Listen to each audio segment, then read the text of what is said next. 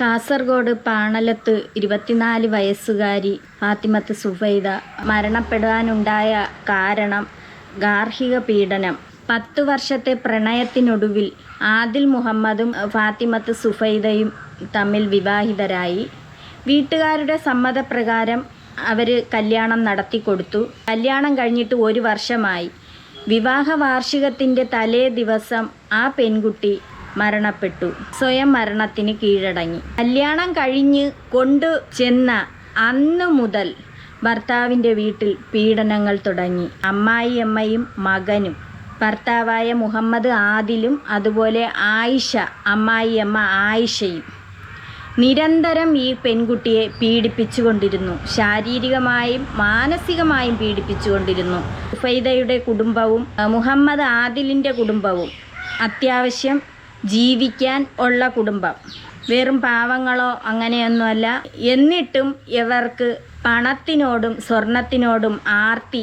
അല്ലെങ്കിൽ വിചാരിക്കണം, 10 വർഷം പ്രണയിച്ച് സ്കൂളിൽ പഠിക്കുന്ന കാലം മുതൽ പ്രണയിച്ചതാണ്. പെൺകുട്ടിക്ക് ആകെ 24 വയസ്സാണായത്. എന്നിട്ട് ആ 10 വർഷം പ്രണയിച്ചതിൻ്റെ ഒരു അംശം പോലും, ആ ഒരു സ്നേഹം പോലും ഇല്ലാതെ ആ നീചനായ അവൻ ആ പെൺകുട്ടിയെ ഇല്ലാതാക്കി. ആ പെൺകുട്ടി അവസാനം ആസിഡ് കുടിച്ച് മരിക്കേണ്ട ഗതികേട് വന്നു. വിവാഹം കഴിഞ്ഞ നാൾ മുതൽ ഭർത്തൃ വീട്ടിൽ നിന്നും കൊടിയ പീഡനങ്ങൾ ഏറ്റുവാങ്ങിയതാണ് കാസർഗോഡ് പാണലത്തെ ഫാത്തിമത്ത് സുഫൈദ എന്ന യുവതി. സ്ത്രീധനത്തിൻ്റെ പേരിലുള്ള ചൂഷണങ്ങൾ, കൊടിയ മർദ്ദനം, ഭർത്തൃ വീട്ടുകാരുടെ ഒറ്റപ്പെടുത്തൽ.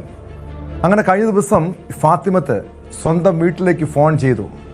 തൻ്റെ ജീവിതം മടുത്തു, ഇനി മരിക്കുകയാണെന്ന് വിളിച്ചു പറയുന്നു.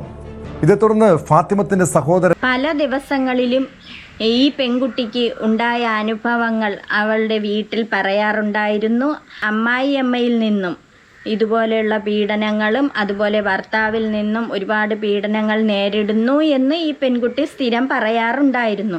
എന്നിട്ടും സഹിച്ചവിടെ കിടന്നു. അപ്പോൾ വീട്ടുകാർ പറയണം, മക്കൾ അവിടെ നില്ല്, സഹിച്ച് നില്ല്, എങ്ങനെ ആയാലും കുഴപ്പമില്ല, അല്ലെങ്കിൽ നാട്ടുകാരെങ്ങനെ പറയും, അല്ലെങ്കിൽ പിന്നെ ബന്ധുക്കാരിങ്ങനെ പറയും, നാണക്കേടല്ലേ എന്ന് വിചാരിച്ച് എന്ന് പറഞ്ഞിട്ടുണ്ട്. അതുകൊണ്ടാണല്ലോ ആ പെൺകുട്ടി അവിടെ നിന്നത്. അവൾ ആദ്യം മുതലുള്ള കാര്യങ്ങൾ പറയുമായിരുന്നു. എന്നിട്ട് അത്രയ്ക്ക് സഹിച്ച് ഈ പെൺകുട്ടി അവിടെ നിന്നു. അതിൻ്റെ ശരീരത്തിലൊക്കെ മുറിപ്പാടുകളാണ്. അതിന് അത്രയ്ക്കാണ് ആ പെൺകുട്ടിയെ ഉപദ്രവിച്ചത്. അമ്മായിയമ്മ എന്ന് പറയുന്ന ആയിഷ, ആ പരമ നാറിച്ചി, ആ പെൺകുട്ടിയെ ഒരുപാട് ഉപദ്രവിക്കുമായിരുന്നു. ഈ തള്ളച്ചിക്ക് മോളില്ലേ, എന്തോ പെമ്മക്കളൊന്നുമില്ലേ ഈ തള്ളക്ക്? എങ്കിൽ ഈ തള്ള ഇങ്ങനെ ചെയ്യൂലല്ലോ.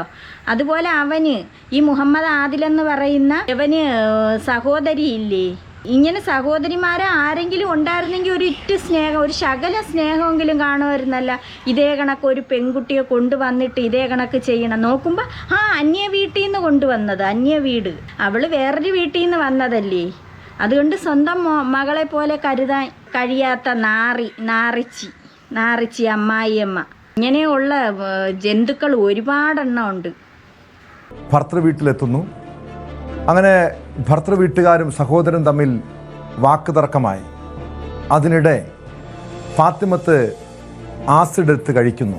ഈ പെൺകുട്ടി ഈ നിവർത്തികെട്ട് അങ്ങേയറ്റം സഹിച്ചിട്ട് ലാസ്റ്റും വിളിച്ച് പറയുകയാണ് വീട്ടിൽ, എനിക്കിനി എന്നെ കൊണ്ട് പറ്റുന്നില്ല എന്ന് വിളിച്ച് പറഞ്ഞതിൻ്റെ പേരിൽ അവളെന്തെങ്കിലും ചെയ്യുമെന്ന് പറഞ്ഞു. ഫോണിലൂടെയാണ് പറയണത്. അതിൻ്റെ പേരിൽ ആ വീട്ടിലുള്ള സഹോദരനും ആരൊക്കെയോ കൂടി അവിടെ ചെന്നപ്പോൾ അപ്പോഴും അവിടെ നിർത്തുന്നില്ല.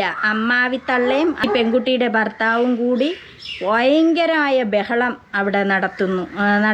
ഈ പെൺകുട്ടിയെ എടുത്തിട്ട് അടിക്കുന്നു. ശരീരം മൊത്തത്തിൽ അതിനെ ഒരു പരുവാക്കി വെച്ച് സഹിക്കാൻ വയ്യാതെ അവിടെ പിടിവലി നടക്കുന്നു.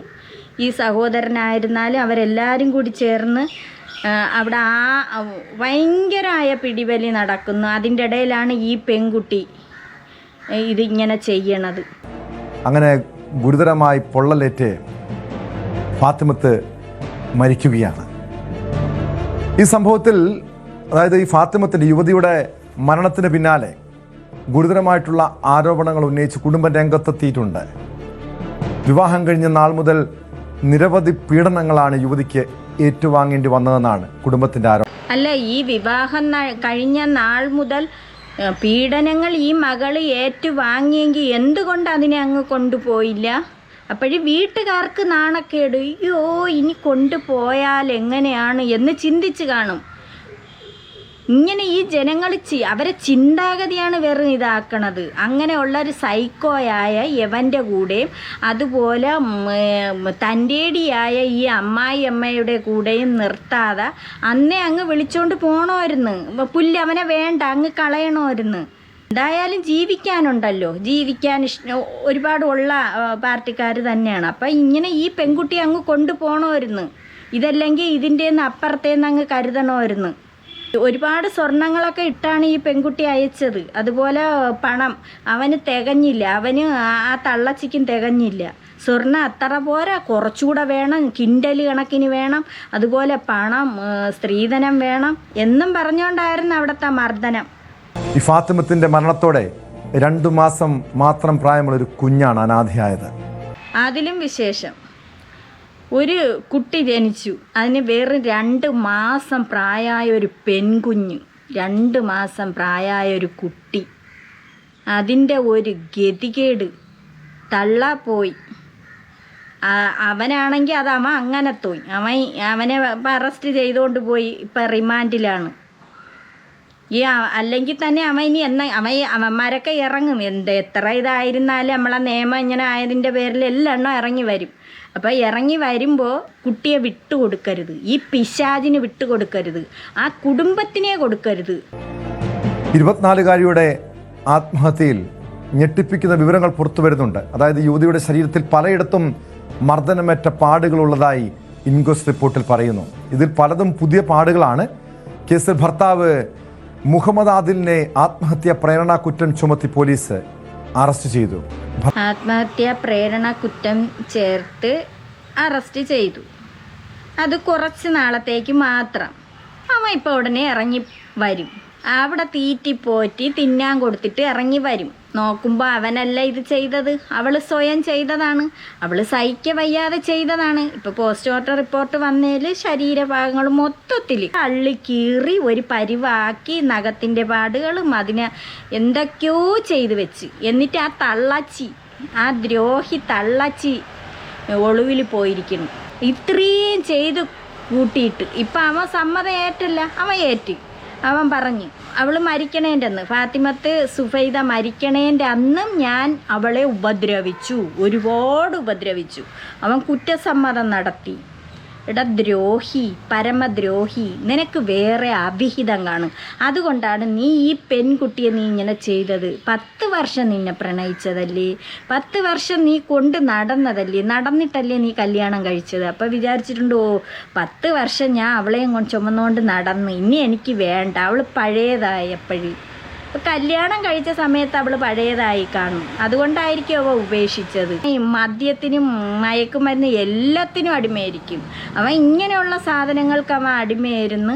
അതുകൊണ്ടാണ് അവൻ സ്വന്തം ഭാര്യയെ 1 വർഷമായുള്ളൂ, അല്ലെങ്കിൽ എത്ര വർഷമാവട്ടെ, നിനക്ക് എങ്ങനെ തോന്നി ഇങ്ങനെ ചെയ്യാനായിട്ട്? ഒരു കുരുന്ന്, ആ ഒരു കുഞ്ഞുള്ളതല്ലേരുന്ന, അതിനി എങ്ങനെയാണ് അതിനെ വളർത്തണത്? 2 മാസം പ്രായമായ കുഞ്ഞ്. പത്രമാതാവ് ഐഷയും കേസ് പ്രതിയാണ്. അന്വേഷണം ഊർജിതമാക്കിയിട്ടുണ്ട്. KB ബൈജു ചേരുന്നു വിവരങ്ങളുമായി കാസർഗോഡ് നിന്ന്. ബൈജു, കഴിഞ്ഞ ദിവസമാണ് ഈ ഫാത്തിമത്ത്, അതായത് ശനിയാഴ്ച രാത്രിയാണ് പാണലത്തെ ഭർത്തൃവീട്ടുകാരുടെ മുന്നിൽ വെച്ച് യുവതി ആസിഡ് കഴിക്കുന്നത്. ആശുപത്രിയിൽ എത്തിച്ചെങ്കിലും മരണം സംഭവിച്ചിരുന്നു. അവൾ ജീവിച്ച് കാണിച്ചു കൊടുക്കണമായിരുന്നു. പിന്നെ ഇതിങ്ങനെയൊക്കെ ആയിട്ട് വീണ്ടും തിരിച്ച് വീട്ടിൽ ചെല്ലുമ്പോൾ വീട്ടുകാരെ ഇതും കൂടെ കേൾക്കണ്ടേ? പോരെങ്കിൽ അവൾ പ്രണയിച്ച് കല്യാണം കഴിച്ചത്, പ്രണയിച്ച് ഇഷ്ടപ്പെടുന്ന ആളിനെ കൊണ്ട് കല്യാണം കഴിപ്പിച്ച് വിട്ടു. അപ്പോൾ ഇനി വീട്ടുകാർ പറയാം, നീ പ്രണയിച്ച് നിൻ്റെ ഇഷ്ടത്തിന് നീ തിരഞ്ഞെടുത്ത്, അങ്ങനെ നീ കല്യാണം കഴിച്ചതല്ലേ എന്നും പറഞ്ഞുകൊണ്ട് പിന്നെ വീട്ടുകാരും നിരന്തരം ചിലപ്പോൾ ഇങ്ങനെ പറഞ്ഞുകൊണ്ടിരിക്കും. ഇല്ലെങ്കിൽ വിചാരിച്ചിട്ടുണ്ട് വീട്ടുകാരെ ബുദ്ധിമുട്ടിക്കണ്ട, ഇത് ഇത്രത്തോളം ആയി, ഇനി ബുദ്ധിമുട്ടിക്കണ്ടെന്ന് വിചാരിച്ചിട്ടുണ്ട്. അതിനുശേഷമാണ് ഈ ഭർത്തൃവീട്ടുകാരുടെ ക്രൂരതകളെക്കുറിച്ചുള്ള കഥകൾ പുറത്തു വരുന്നത്.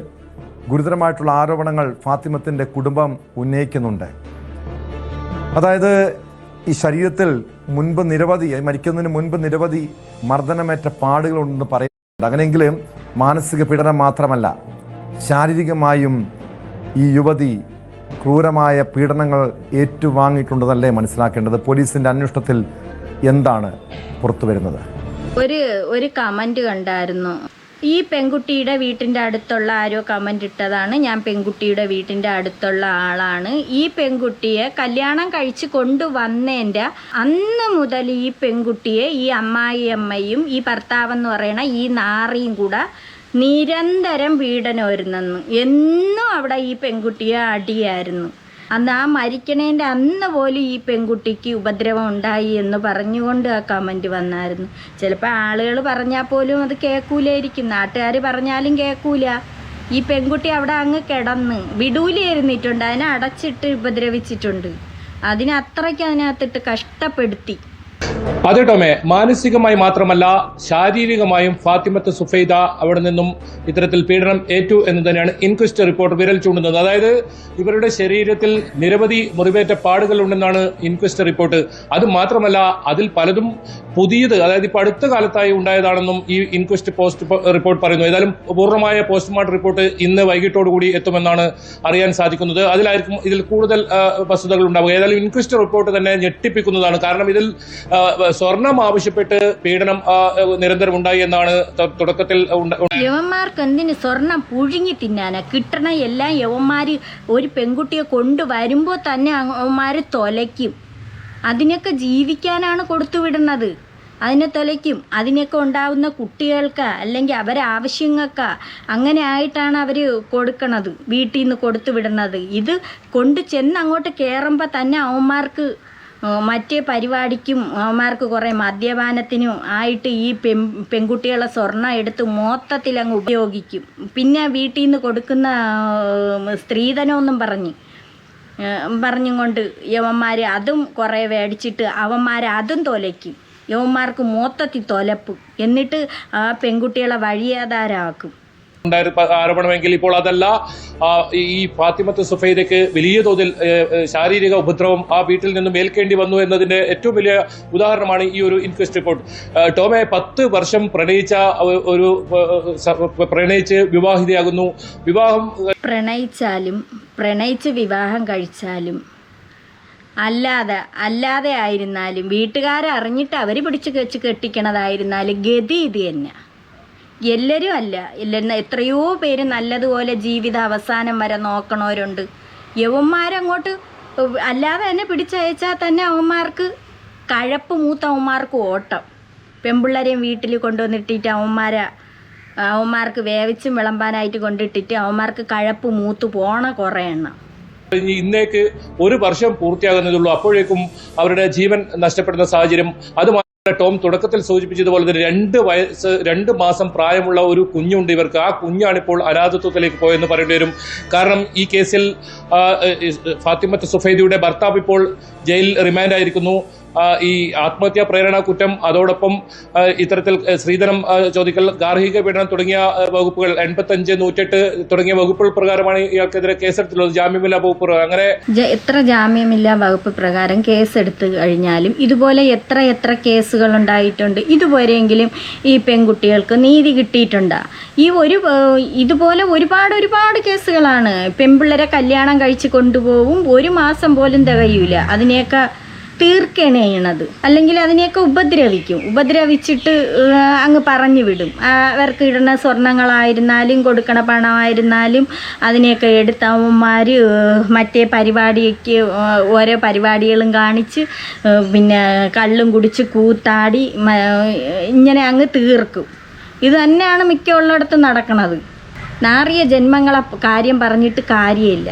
ഇയാളെ റിമാൻഡ് ചെയ്തിരിക്കും. അങ്ങനെ ഫലത്തിൽ അമ്മയും നഷ്ടപ്പെട്ടിരിക്കുന്നു, അതുപോലെ തന്നെ പിതാവും നഷ്ടപ്പെടുന്ന ഒരു സാഹചര്യം ആ 2 മാസം മാത്രം പ്രായമുള്ള കുഞ്ഞിനുണ്ടായി. ഇങ്ങനെയുള്ള പിതാവിനെ ഇനി പിതാവെന്ന് വിളിക്കാൻ തന്നെ തോന്നുന്നു. ആ കുട്ടി വലുതായി വരുമ്പം വിളിക്കരുത്, അച്ഛനെന്ന് പോലും വിളിക്കരുത് എന്നതാണ് ഇതിൽ ഏറ്റവും പ്രധാനം. അത് നേരത്തെ പറഞ്ഞതുപോലെ തന്നെ 10 മാസം പ്രണയിച്ച് ഇഷ്ടപ്പെട്ട ഒരാളെ വിവാഹം കഴിക്കുന്നു. പക്ഷേ ആ വിവാഹം 2 വർഷം പോലും നീണ്ടു നിന്നില്ല. ഇന്നേക്ക് 1 വർഷം തികയുന്നതിന് മുമ്പാണ്, ഇന്നലെയാണ് ഈ ഫാത്തിമത്ത് സുഫൈദ മരണപ്പെടുന്ന സാഹചര്യം ഉണ്ടായത്. ടോം സൂചിപ്പിച്ചതുപോലെ തന്നെ അവൻ നിക്കണണ്ടില്ലേ, ദജ്ജാല് നിക്കണം, അവൻ ഞാൻ അടിച്ചങ്ങ് വിട്ടുകൊടുക്കണം.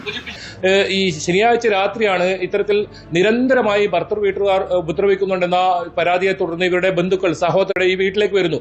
അങ്ങനെ വീട്ടിൽ വരുന്ന സമയത്ത് ഭർത്താവിന്റെയും വീട്ടുകാരുടെയും ഇവരുടെ എല്ലാം മുന്നിൽ വെച്ചാണ് ഫാത്തിമത്ത് സുഫൈദ ഇങ്ങനെ ആസിഡ് കഴിച്ച് അവശനിലയിലാകുന്നത്. പിന്നീട് അതിൽ പ്രവേശിച്ചെങ്കിലും ഇന്നലെ അതിനറിയാം ഇനി വീട്ടിലോട്ട് പോയിട്ടും കാര്യമില്ല. അതുകൊണ്ട് തന്നെ വീട്ടുകാർ കൂട്ടിക്കൊണ്ടു പോവാനായിട്ട് വന്നപ്പോഴത്തേക്കാണ് ഇതിങ്ങനെ സംഭവിച്ചത്. അത് അത്രയ്ക്ക് സഹിച്ച ആ പെൺകുട്ടി സഹിച്ചത് കൊണ്ടാണ് അത് ചെയ്തത്. ഇനി എന്തോന്നാണ് അവന്മാരെ കൊണ്ടുപോയി തീറ്റി പോറ്റാൻ കൊണ്ടുപോയിട്ടുണ്ട്. അതുപോലെ ആ തള്ളച്ചി പോയി എവിടെ ഒളിവിലിരിക്കുന്നു. ആ തള്ളച്ചിയെ കൊണ്ടുപോകും, ഇനി അറസ്റ്റ് ചെയ്തുകൊണ്ട് പോയെന്നൊരു വാർത്ത ചിലപ്പോൾ കേൾക്കുമായിരിക്കും. എന്നിട്ട് തള്ളച്ചിയെ ഇറക്കി അങ്ങ് വിടുക. അവർ സുഖമായിട്ട് അവർ നടക്കും വെളിയിലിറങ്ങി. ആർക്കാണ് നഷ്ടപ്പെട്ടത്? ആ വീട്ടുകാർക്ക് നഷ്ടപ്പെട്ടു. അന്നേ ആ പെൺകുട്ടി അങ്ങ് കൊണ്ടുപോയിരുന്നെങ്കിൽ ഇതൊന്നും സംഭവിക്കൂലായിരുന്നു. അതിനിട്ട സ്വർണം തന്നെ ഉണ്ടാകുന്ന എങ്ങനെ അറിയാം? അതിന് എത്രയോ അവൻ്റെ സ്വർണ്ണമൊക്കെ അതിൻ്റെ നല്ലതുപോലെ അതിൻ്റെ കഴുത്തിലൊക്കെ കിടക്കുന്നുണ്ട്. ആ സ്വർണ്ണമൊക്കെ ഉണ്ട്, അതിന് കൊടുത്ത പണങ്ങളൊക്കെ ഉണ്ട്. എങ്ങനെ അറിയാൻ പറ്റും? എല്ലാം അവൻ തീർത്തിട്ടുണ്ട്. കൂടിയാണ് ഫാത്തിമത്ത് മരണപ്പെടുന്നത്.